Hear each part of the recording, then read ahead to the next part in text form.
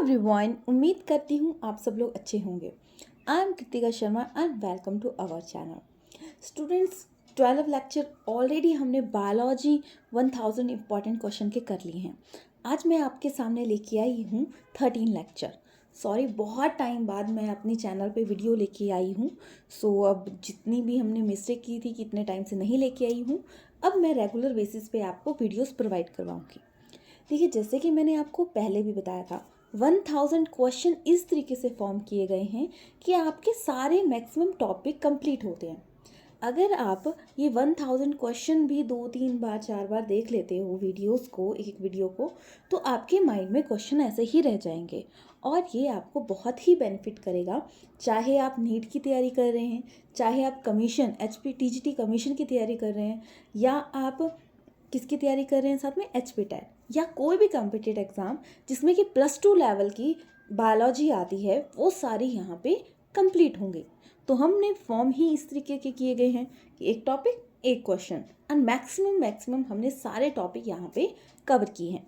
Chapter wise आपके questions आते हैं जो कि चले हुए हैं। 12 लेक्चर ऑलरेडी हो गए हैं, 13 लेक्चर ये है। तो चलिए स्टार्ट करते हैं। तो स्टूडेंट्स देखिए, इसमें आज का फर्स्ट क्वेश्चन आता है, exchange of oxygen of environment and carbon dioxide of the blood at a respiratory organ. Respiratory organ में जब ऑक्सीजन जा रही है आपकी, देखो एक आता है हमने सांस ली एक बारी में, और सांस हमारी कहाँ तक जा रही है, लंग्स तक जा रही है, तो उसे तो हम बोलते हैं एक्सटर्नल रेस्पिरेशन। एक्सटर्नल मतलब बाहर से, इंटरनल का मतलब आता है इनर साइड में, जब टिश्यूज़ में आपके सेल्स मतलब ऑक्सीजन जा रही है तो वो इंटरनल आ गया। सो हमसे क्वेश्चन क्या पूछा है इसमें, तो इसमें हमसे क्वेश्चन पूछा गया है कि इन एक्सचेंज ऑफ ऑर्गन में हो रही है, तो ऑर्गन की बात की गई है, तो एक्सटर्नल रेस्पिरेशन आपका आंसर आ जाएगा, यानी option A is the correct. Next आता है इंटरनल रेस्पिरेशन। इंटरनल रेस्पिरेशन में आपको मैंने बता दिया टिश्यू का होता है। नेक्स्ट जैसे कि सेल रेस्पिरेशन, सेल के अंदर हर एक सेल में सांस पहुंच रही है, ऑक्सीजन पहुंच रही है, तो वो आ गया सेलुलर रेस्पिरेशन। चलिए अब नेक्स्ट क्वेश्चन करते हैं, which of the following part of aerobic respiration, कौन सा इनमें से एरोबिक रेस्पिरेशन का पार्ट है। तो आप ध्यान दीजिएगा कि एरोबिक रेस्पिरेशन का मतलब होता है ऑक्सीजन ली एंड कार्बन डाइऑक्साइड छोड़ी, ये होती है एरोबिक रेस्पिरेशन। सो इसमें देखो स्टेप 1 बाय 1 स्टेप आते हैं। तो जो रेस्पिरेशन का प्रोसेस है, ग्लाइकोलिसिस दोनों में होता है, एरोबिक में भी एनारोबिक में भी, ठीक है। तो जो ग्लाइकोलिसिस है इसको हम बोलते हैं EMP पाथवे। देखिए इसमें जो फर्स्ट प्रोडक्ट जो बनता है पायरुवेट, ये एरोबिक में भी बनता है एंड एनारोबिक में भी बनता है, तो ये चीज़ ध्यान रखनी है। नेक्स्ट स्टेप है जो आपका, देखिए ऑक्सीडेटिव डीकार्बोक्सिलेशन। ये इस प्रोसेस में पायरुवेट कन्वर्ट होता है एसिटाइल कोएंजाइम। तो ये जो स्टेप है ये सिर्फ एरोबिक रेस्पिरेशन में होता है। नेक्स्ट देखिए आपका आता है, देखिए बहुत डिटेल करना है तो आपको इनको 1 बाय 1 स्टेप वाइज हर चीज़ पढ़नी पड़ेगी कि ग्लाइकोलिसिस में क्या होता है या क्या क्या स्टेप बनते हैं। बट यहाँ पे मैंने आपको तीनों को एक साथ लेके मेन चीज़ें इसमें आपको बता दी। नेक्स्ट आता है आपका TCA साइकिल, जिसको कि हम क्या बोलते हैं, सिट्रिक एसिड साइकिल, जिसमें कि आपका एक साइकिल के रूप में क्या हो रहा है, फॉर्मेशन हो रही है। देखो जैसे कि एसिटाइल कोएंजाइम बना था ऑक्सीडेटिव डीकार्बोक्सिलेशन में, उसके बाद सिट्रिक एसिड्स के साथ स्टार्ट होता है, इसलिए हम इसे क्रैब साइकिल या सिट्रिक एसिड साइकिल के नाम से भी जानते हैं। और इसमें जो प्रोडक्ट बनता है वो आता है ऑक्सैलो एसीटेट। फिर ये पूरा जो साइकिल होता है ये क्या बनता है, इसमें ATP NADP जो भी फॉर्मेशन होती है इसमें एनर्जी की वो होती है, उसके बाद ये प्रोसेस आगे चल पड़ता है। तो TCA भी बोलते हैं, ट्राई कार्बोक्सिलिक एसिड। तो देखिए जैसे कि मैंने आपको तीनों साइकिल बता दिए, तो तीनों साइकिल होते हैं एरोबिक रेस्पिरेशन में, तो इसका ऑप्शन आ जाएगा all of these. Next question आता है आपका, most of the enzyme of TCA cycle are present in. तो वो सबसे, जैसे TCA साइकिल में जो प्रोसेस आपको पढ़ा, मैंने अभी बताया ATP NADP जो भी फॉर्मेशन हो रही है ये कहाँ पे हो रही है, तो ये होती है आपकी माइटोकॉन्ड्रियल मैट्रिक्स में, ठीक है। और आपको पता है माइटोकॉन्ड्रिया को हम power house of the cell के नाम से जानते हैं। Next question is, in cellular respiration the finally acceptor molecule is. जो आपका आता है सेलुलर रेस्पिरेशन, जैसे कि फाइनल एक्सेप्टर कौन सा आता है, तो उसमें आता है ऑक्सीजन। क्लियर। नेक्स्ट क्वेश्चन की तरफ हम बढ़ते हैं, एसिटाइल कोएंजाइम, ठीक है। कोएंजाइम, ठीक है, ये आ गया। कोए प्रोड्यूस फ्रॉम पायरुवेट बाय, किसके थ्रू होता है, तो ये होता है ऑक्सीडेटिव डीकार्बोक्सिलेशन में। तो यहाँ पे आपको option A is the correct. Already हमने तीनों स्टेप किए थे, उसी में ही कहाँ से फॉर्म होता है pyruvate, by oxidative decarboxylation method से, ठीक है। सेकेंड जो प्रोसेस था वो आता है इसमें ऑक्सीडेटिव डीकार्बोक्सिलेशन। एक बार मैं फिर से आपको दिखा देती हूँ। देखिए, ये आता है पायरुवेट, पायरुवेट से एसिटाइल कोए बन गया। इसमें जो प्रोसेस रहता है ये आता है ऑक्सीडेटिव डीकार्बोक्सिलेशन। देखो, इसी से क्वेश्चंस आते हैं। नेक्स्ट होता है aerobic respiration pathway is appropriate term.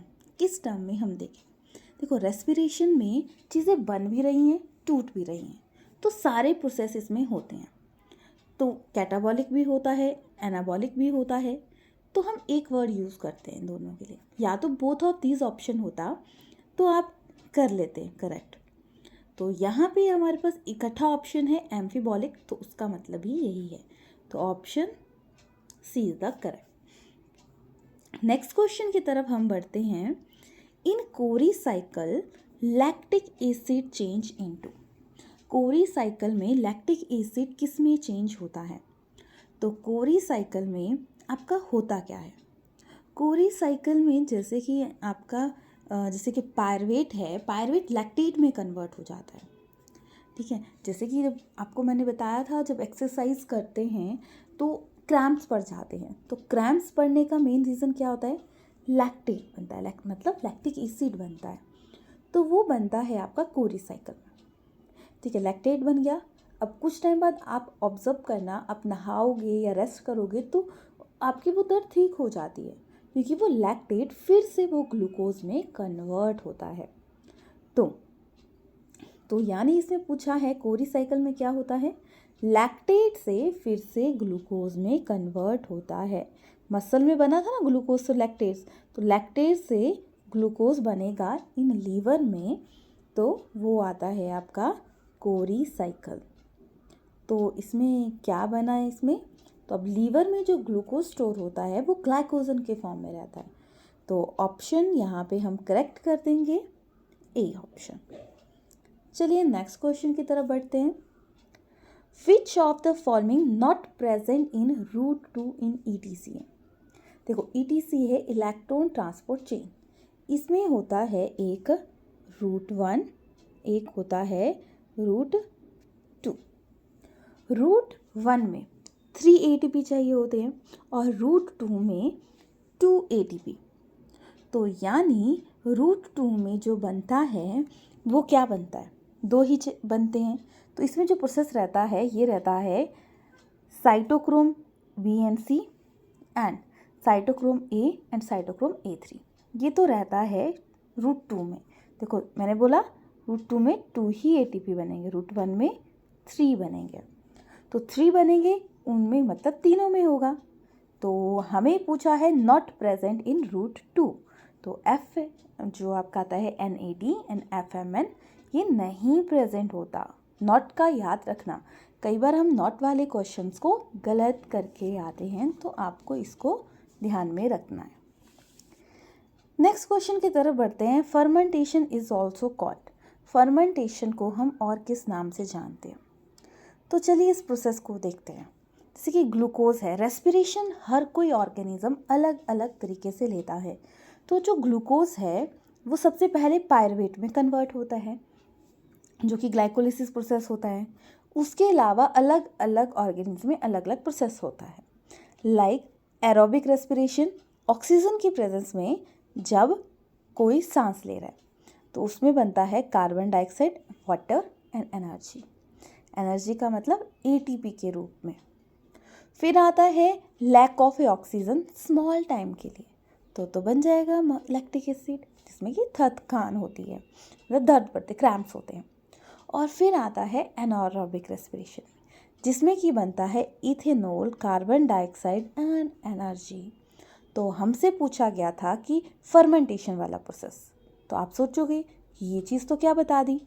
देखिए, फर्मेंटेशन का मतलब है कि इथेनॉल की फॉर्मेशन तो किस में हो रही है, एनारोबिक में।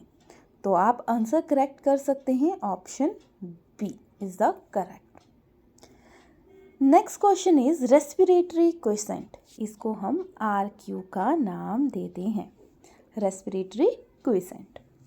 तो RQ में हम बात करें तो RQ होता है CO2 कितनी प्रोड्यूस हुई एंड O2 कितनी ऑब्जर्व हुई, कितनी ऑक्सीजन आपने ली और कितनी उससे कार्बन डाइऑक्साइड प्रोड्यूस हुई। तो इसमें 1 किसका रहता है, RQ, respiratory quiescent is 1 in case of, देखो सकुलेंट में तो 0 रहता है रेस्पिरेटरी क्वेसेंट, फैट्स में रहता है 0.7, ठीक है, फर्मेंटेशन में इन्फिनिटी रहता है, कार्बोहाइड्रेट में रहता है 1। तो हमसे 1 पूछा है तो ऑप्शन ए। सो याद रखना कि ये क्वेश्चन तीनों चारों ऑप्शन में से कैसे भी पूछा जा सकता है। सो आपको वो चीज़ ध्यान रखनी है। नेक्स्ट क्वेश्चन इज, देखो ग्लाइकोलाइसिस प्रोसेस क्या था, कितने ATP मॉलिक्यूल उसमें गेन होते हैं। तो आप इस चार्ट को देखेंगे कि जो ATP होते हैं वो 2 गेन होते हैं, तो यानी 2 is the option is the correct. Next question is which of the following cell does not respire, कौन सा सेल रेस्पायर नहीं करता। एपिथेलियल सेल भी करता है, एपिकल सेल भी करता है, सीप ट्यूब सेल भी करता है, कॉर्क सेल रेस्पायर नहीं करता। तो हमसे नहीं पूछा है तो option B is the correct. Next question की तरफ हम बढ़ते हैं। तो नेक्स्ट क्वेश्चन आता है which one glucose molecule is completely oxidise in change, कितने हमारे में ग्लूकोज मॉलिक्यूल बनते हैं जब एक ग्लूकोज मॉलिक्यूल ऑक्सीडाइज रहता है। देखो गेन की बात की है, ऐसा नहीं पूछा है कि कितना बीच में लॉस हो गया, कितना बन गया, ये मैं जस्ट गेन की बात की है। तो यहाँ पे 38 ATP मॉलिक्यूल फॉर्म रहते हैं। चलिए फिर नेक्स्ट क्वेश्चन की तरफ बढ़ते हैं। apparatus to measure the rate of respiration, कौन सा RQ किया था ना, कौन सा इसमें से यूज़ होता है किसके लिए, रेस्पिरेशन के लिए। सो इसमें यूज़ होता है, सबसे पहले सारे ऑप्शन को देखते हैं। ऑक्सेनोमीटर, ये इंक्रीज कितनी होती है प्लांट की ग्रोथ उसको मेज़र करता है। फिर आता है पोटोमीटर, इसको हम ट्रांसपिरोमीटर भी बोलते हैं, मेज़र करेगा रेट ऑफ ए वाटर, कितना लीफ ने अपटेक किया, मतलब जितना लॉस किया कितना गेन किया उसको मेज़र करता है। और रेस्पायरोमीटर होता है जिसको कि हम RQ के लिए मेज़र करते हैं। फिर आता है आपका मैनोमीटर, जो मैनोमीटर होता है measure the fluid pressure, fluid pressure को मेज़र करने का काम करता है। तो देखिए जब भी हम क्वेश्चन करते हैं, आपने करने हैं या मैं करवा रही हूँ, तो हमेशा ध्यान रखना कि जब भी कोई क्वेश्चन पढ़ रहे हो उसके चारों ऑप्शन को ज़रूर देखो। देखिए टॉपिक करते हो तो आपका टॉपिक से अगर 10 टाइप के क्वेश्चन आ रहे हैं तो 10 टाइप के क्वेश्चन आप कर पाते हो। बट अगर हम करते हैं क्वेश्चन तो ज़रूर एक क्वेश्चन ही नहीं कंप्लीट होना चाहिए, उसकी वजह से चारों जो 4 ऑप्शन हैं उससे जो 4, 5, 10 तरीके से क्वेश्चन बनते हैं वो सारे कंप्लीट होने चाहिए। तभी तो मैं आपको ये सीरीज़ लेके आई हूँ, जैसे कि 4 क्वेश्चन का एक क्वेश्चन बनाया गया है, जिसमें सारे पॉइंट्स जो मैं बोल रही हूँ वो भी आपको नोट डाउन करने हैं। लाइक आपने क्वेश्चन देख लिया, ये करेक्ट है, ऐसे नहीं पढ़ना है, उसका मीनिंग समझ के करना है। क्योंकि हो सकता है माना जैसे कि ऑक्सीनोमीटर से क्वेश्चन आ जाए नेक्स्ट टाइम पोटोमीटर से क्वेश्चन आ जाए, नेक्स्ट टाइम मोनोमीटर से क्वेश्चन आ जाए, तो आप सारे टाइप से जो क्वेश्चन आए वो कर पाए। तो हर जो पॉइंट मैं बोल रही हूँ उससे क्वेश्चन बनता है। तो इसी तरीके से 1000 क्वेश्चन में तभी तो आपकी बायोलॉजी कंप्लीट होगी। और देखिए, आपकी हाफ एन आवर से ज़्यादा क्लास नहीं होगी, तो आप ऑब्जर्व कर सकते हो, यानी 1000 मतलब क्वेश्चंस करने के लिए आपके एटलीस्ट कितने लेक्चर होंगे? 20 लेक्चर होंगे, ठीक है। तो आप उसमें कंप्लीट कर पाओगे सारी चीज़ें। सो इसके साथ आपका ये वाला चैप्टर फिनिश हो गया। नेक्स्ट चैप्टर में करते हैं हम जैसे कि जो plant growth and development, plant कैसे ग्रोथ होता है, तो उसके बारे में पढ़ते हैं। तो देखो चैप्टर वाइज, जब मैंने अभी पहले बोला था, इसके साथ आपके 15 चैप्टर कंप्लीट हो जाएंगे आज। तो जो भी मेन क्वेश्चंस बनते हैं वो सारे, और याद रखना जो भी आपके मैंने पहले बोला हर पॉइंट को आपको नोट डाउन करना है। Elongation of cotyledon and plumule out of a seed and soil.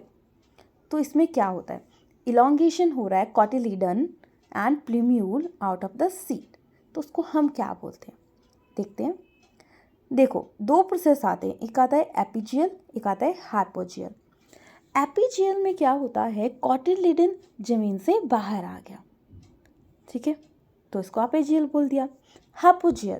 Hypogeal में इलोंगेशन तो हो रहा है आपका प्लूम्यूल का, मतलब शूट तो बढ़ रही है, बट कॉटिलीडन तो अंदर ही है जमीन के, तो इससे हम बोलते हैं हाइपोजियल। तो ये दो क्वेश्चन कंप्लीट हो गए इसके साथ आपके। अब आपको पता लग गया इसमें एपिकोटाइल लॉन्ग होती है, ठीक है, इसमें एपिकोटाइल शॉर्ट होगी और इसमें एपिकोटाइल लॉन्ग होगी। तो ये चीज़ आप ध्यान रख सकते हो।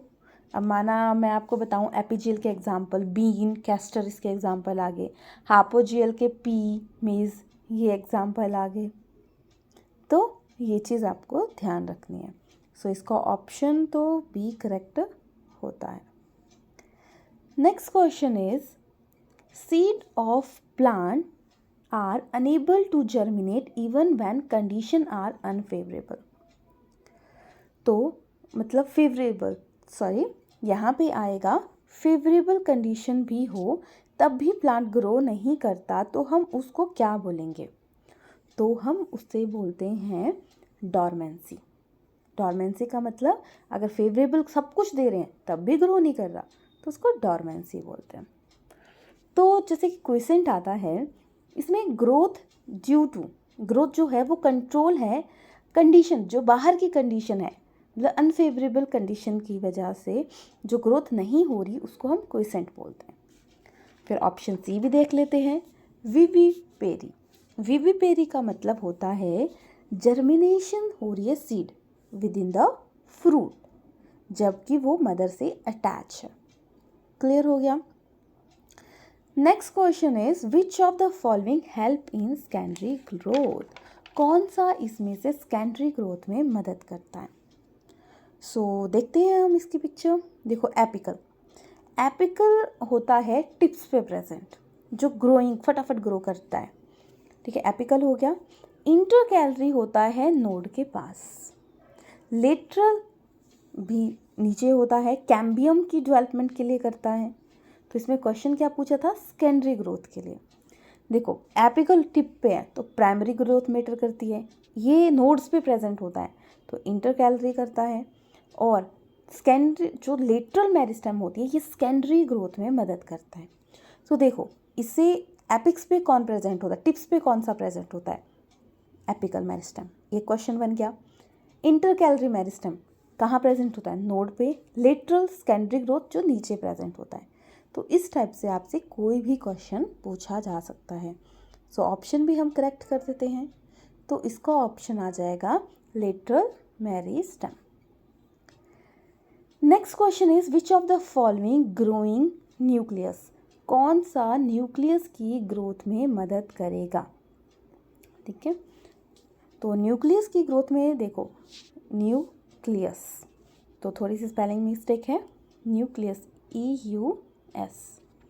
तो देखिए कैरियोकाइनेसिस में न्यूक्लियस डिवाइड होता है, साइटोकाइनेसिस में साइटोप्लाज्म मतलब डिवाइड होता है। तो कौन सा ऑप्शन करेक्ट हो जाएगा? कैरियोकाइनेसिस। देखो साइटोकाइनेसिस साइटोप्लाज्म, इससे याद रखना, अपोजिट तो आपको याद हो ही जाएगा। Next question is sigmoid curve show in. Sigmoid curve किस में शो होता है? देखो प्लांट्स की ग्रोथ होती है तो दो टाइप से इसकी मेज़र की जाती है, एक अर्थमेटिक मीन, एक जियोमेट्रिक। देखेंगे अर्थमेटिक ग्रोथ हो जाती है जिसमें माइटोटिक डिवीज़न होती है, वन कंट्रीब्यूट करेगा डिवाइड करने में। देखो ये फॉर्मूला बनता है इसका, LT equal to N0 plus RT। LT से लेंथ एट टाइम, ठीक है, फिर L0 से length at time 0 and R से ग्रोथ।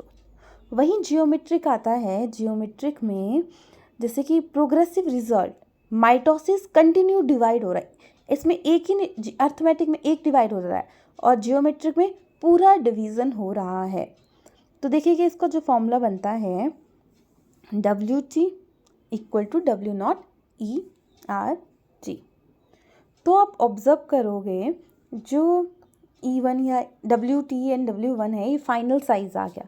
W0 इस इनिशियल साइज, R मतलब ग्रोथ रेट, T मतलब time of growth and E का मतलब होता है बेस ऑफ नेचुरल लॉगरिथम। सो आप देखेंगे, अब हम इसकी पिक्चर देखेंगे तो देखो जो अर्थमेटिक का फ्लो चार्ट होता है वो तो होता है सीधा, और जियोमेट्रिक का होता है सिग्मॉइड। तो ऑप्शन ऑलरेडी आपको पता ही लग गया है कौन सा है, तो ये है सिग्मॉइड कर्व जियोमेट्रिक ग्रोथ का। नेक्स्ट क्वेश्चन की तरफ बढ़ते हैं। Property of a plant lose capacity of a growth again, मतलब प्लांट की प्रॉपर्टी जिसमें वो ग्रो करना स्टॉप कर देता है, तो उसको क्या बोलते हैं? देखो डिफ्रेंशिएशन का मतलब होता है कि जो प्लांट्स हैं वो टूट रहे हैं। डी डिफ्रेंशिएशन का मतलब होता है अगेन एक बार टूट गया फिर से अगेन डिवीज़न हो रही है। री डिफ्रेंशिएशन का मतलब होता है कि बस अब हो गया, अब उससे ज़्यादा नहीं ग्रो कर सकता। तो लॉस कैपेसिटी यानी option B is the correct. Next question is plant follow different pathway in response of environment और phase of a life is called.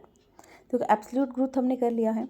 Plasticity आता है कि अलग अलग पाथवे यूज़ करता है। तो प्लास्टिसिटी की वजह, देखो ना प्लास्टिसिटी हमारे एनवायरनमेंट से रिलेटेड है। लाइक आप बोल सकते हैं कि अगर हम अपने आप को सिचुएशन के मुताबिक ना चेंज करें तो सिचुएशन हमें मतलब ब्रेक डाउन कर सकती है। तो ये चीज़ याद रखनी है कि जैसे कि एनवायरनमेंट के हिसाब से चेंज करना वो होती है प्लास्टिसिटी। प्लास्टिसिटी के बाद से होती है हिट्रोफिली, जैसे बचपन में अलग टाइप की ग्रोथ होती है प्लांट की, उसके बाद अलग टाइप की होती है। तो ये चीज़ आपको ध्यान रखनी है। Next question is natural occurring oxygen. देखो ऑक्सीन एक ग्रोथ हार्मोन है जो लाइट सेंसिटिव है, जिस साइड को लाइट होगी उस साइड को ग्रोथ करेगा। फर्स्ट ग्रोथ हार्मोन जो फाइंड हुआ था फंजाई के प्लांट में, और इसका यूज़ वीडिसाइड के लिए भी करते हैं। अलग अलग का ऑक्सीन होता है, और जो नेचुरल अकरिंग ऑक्सीन है उसको हम बोलते हैं इंडोल एसिटिक एसिड, IAA। ये चीज़ याद रखना, ठीक है। 4-5 क्वेश्चन कवर हो गए इस क्वेश्चन में। Next question is which of the following hormone is recognised by Japanese scientist. Japanese scientist ने कौन सा हार्मोन मतलब बनाया था, मतलब डिस्कवर किया था? 1 बाय 1 सारे करते हैं क्योंकि सारों से क्वेश्चन आते हैं। साइटोकाइनिन सेल डिवीज़न में मदद करता है, और याद रखना कोकोनट मिल्क फैक्टर भी इसी की वजह से होता है। 3 टाइप से क्वेश्चन बन गया, सेल डिवीज़न में कौन मदद करता है, सेंसिस इनहिबिशन में कौन मदद करता है, एंड कोकोनट मिल्क के फैक्टर कौन है, तो वो आ गया cytokinin. Abscisic acid stress hormone बोलते हैं। ओपनिंग एंड क्लोजिंग जो स्टोमेटा होता है उसमें मदद करते हैं। नेचुरल इनहिबिटर होते हैं, लाइक ये जब आप बोल सकते हो जब पत्ते झड़ने हो तो ये मदद करता है। Gibberellin is a growth hormone जो सीड जर्मिनेशन में मदद करता है, ये जापानीज साइंटिस्ट ने ग्रो मतलब एस्टैब्लिश किया था, बताया था इसके बारे में। तो ऑप्शन बी इज़ द हमारा करेक्ट आता है। फिर आता है इथाइलिन। इथाइलिन में से रिलीज होता है इथेफॉन, तो ये रिलीज होता है, ये फ्रूट को राइपनिंग में मदद करता है। और याद रखना ये गैसियस हार्मोन है। 5 हार्मोन आते हैं main, oxygen, ethylene, gibberellin, abscisic acid and cytokinin. एक क्वेश्चन हमने पहले कर लिया था जिससे थोड़ा डिफरेंट क्वेश्चन आता है, बाकी के मैंने आपको यहाँ पे डिफाइन कर दिए। तो मेन चीज़ें तो आपको करवाई दी यहाँ पे, बेसिक सी इन्फॉर्मेशन हर चीज़ के बारे में। नेक्स्ट क्वेश्चन आता है induction of A flowering low temperature treatment is called. तो ये देखो फोटोटेरिज्म आता है, फोटोपेरियोडिज्म आता है, लाइट एंड डार्क में प्लांट ग्रो करते हैं, उसको हम बोलते हैं फोटोपेरियोडिज्म। वर्नेलाइजेशन का मतलब आता है जब आप कोल्ड ट्रीटमेंट देते हैं प्लांट की ग्रोथ के लिए। तो ऑप्शन बी इज द यहाँ पे करेक्ट आता है। फिर आता है विविपेरी, सीड की जर्मिनेशन में जो मदद करता है उसे हम विविपेरी बोलते हैं। तो ऑप्शन बी इज हमारा करेक्ट है। नेक्स्ट क्वेश्चन की तरफ बढ़ते हैं, लॉन्ग डे प्लांट एमंग, कौन सा लॉन्ग डे प्लांट है? जैसे कि फोटोपेरियोडिज्म किया था ना हमने कि प्लांट हर टाइम में ग्रो करते हैं, तो इसमें कुछ प्लांट लॉन्ग डे होते हैं जो मतलब दिन ज़्यादा लंबा होगा तो अच्छे ग्रो करेंगे। लाइक आपका आता है इसमें कौन से आगे, आपका स्पैनिच, हमसे लॉन्ग डे प्लांट पूछा था ना, स्पैनिच, शुगर बीट आ गया।